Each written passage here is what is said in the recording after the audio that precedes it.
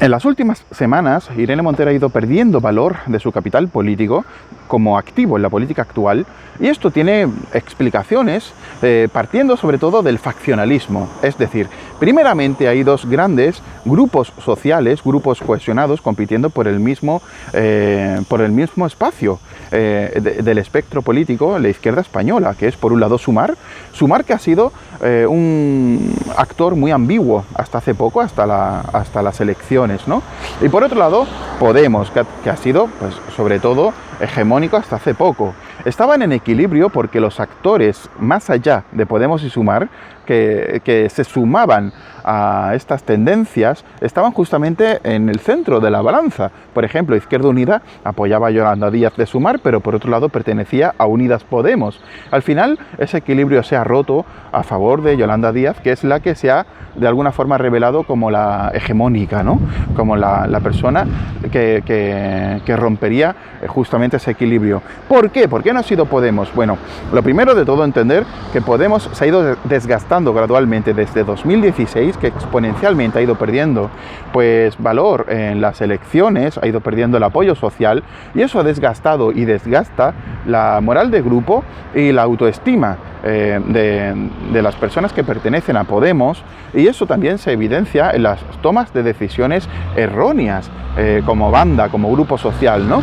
Eso está estudiado en la teoría del pensamiento grupal. Es una teoría científica de la psicología social que estableció Irving Janis para, sobre todo, la Universidad de Yale, dar explicación a casos como el de Watergate, como el de Kennedy en Vallacochinos, o por ejemplo la escalada armamentística de Vietnam, ¿no? Pues esta teoría del pensamiento grupal dice que cuando hay un grupo cohesivo, un grupo que tiene sensación de invulnerabilidad, sensación de que tienen una moral superior o que están capacitados moralmente para estar un poquito por encima del bien y del mal con respecto a los demás, que tienen también un sesgo de sobreestima, es decir, que estiman en exceso lo que hacen y cómo va a cambiar la sociedad y el impacto que va a tener y lo importante que es la palabra del grupo y lo importante que es la moral del grupo, etcétera, etcétera. Y esos sesgos llevan hacia una cerrazón mental, una cerrazón que finalmente se traduce en una autocensura, se traduce también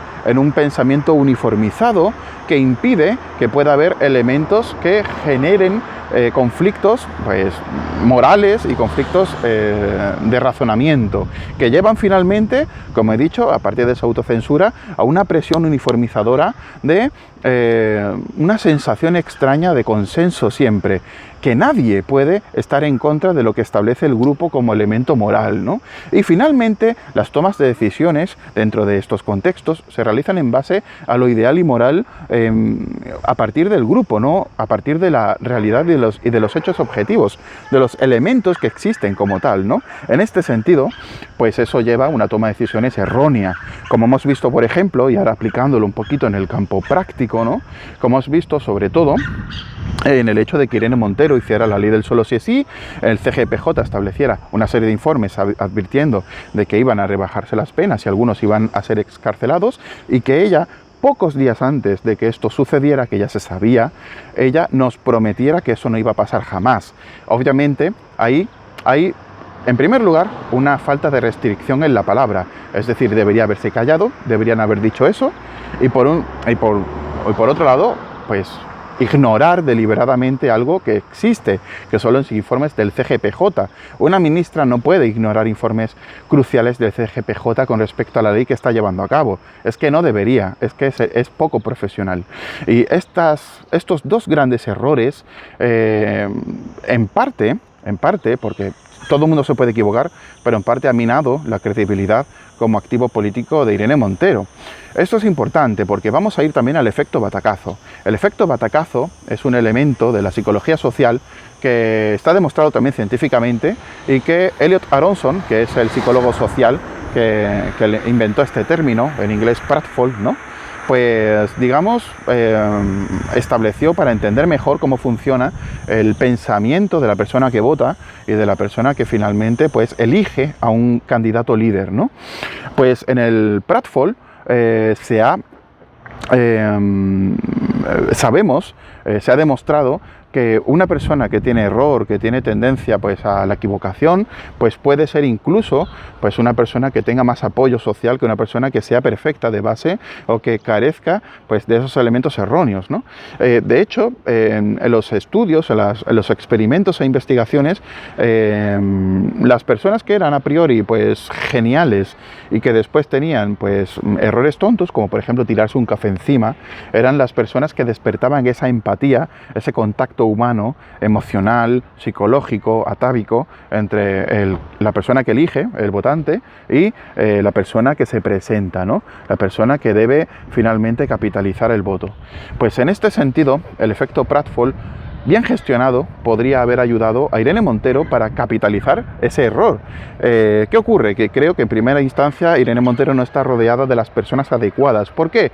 Porque las personas que rodean a Irene Montero pertenecen al grupo cohesivo de Podemos, que tienen ese mismo sesgo pues, de sobreestima, de autoestima herida por los hechos acaecidos hace poco, de esa presión desde el exterior que lleva a tomar decisiones apresuradas y poco basadas en la realidad y en los elementos objetivos, sobre todo pues ese sesgo de autocensura, ese sesgo de presión hacia la uniformidad en el pensamiento, etcétera, etcétera.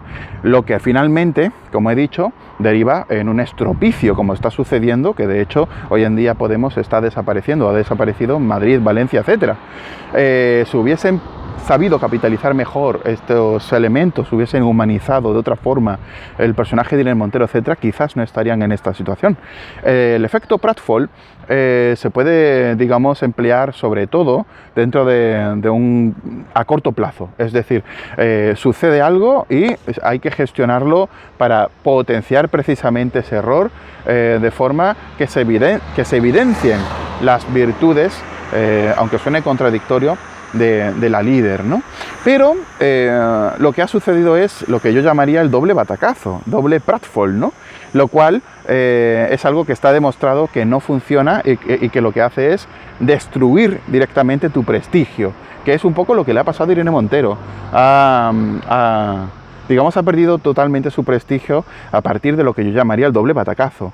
Doble batacazo sería algo así como cometes un error y en lugar de activar toda la gestión del efecto Pratfall con esas personas que entienden que está a tu alrededor, que deben basarse en la realidad, en los hechos y sobre todo en los conocimientos de psicología política, pues para capitalizar todo lo que ha sucedido a favor de la figura del líder, etcétera, pues lo que hace Irene Montero es precisamente meter la otra pata y engrandecer el error y demostrar que lo primero no fue un error gracioso de una persona que en ese momento había estado perdida o en falta de contacto con la realidad, sino precisamente que es algo que pertenece a un rasgo estable de la personalidad. Es decir, cuando el error es un rasgo estable de la personalidad, percibimos a esa figura como una figura incapacitada para ejercer la política o la toma de decisiones.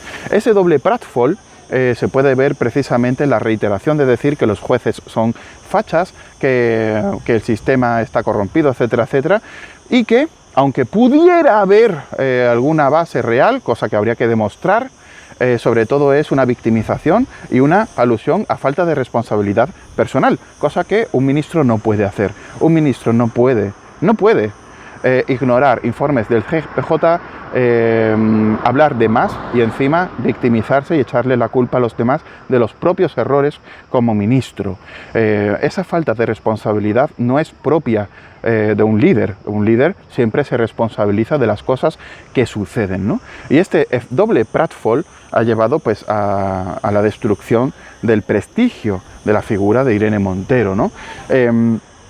También este doble pratfall se usa en la ficción. De alguna forma la política también es política ficción, ¿no? Pero, por ejemplo, Blake Snyder, que es un guionista de Hollywood bastante conocido, habla del efecto doble camelo en las películas. Algo así como, tú te puedes creer, puedes suspender tu capacidad crítica, ¿no?